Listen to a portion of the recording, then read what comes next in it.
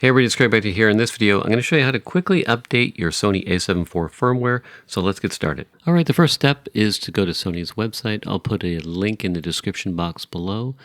And then all you have to do is agree and then download. You don't even have to log in. You can just click on the top right. Now you want to download that to your computer and then transfer that file to your SD card right at the top of the SD card. Then you want to insert it in your camera. Make sure that you have the correct version before you update.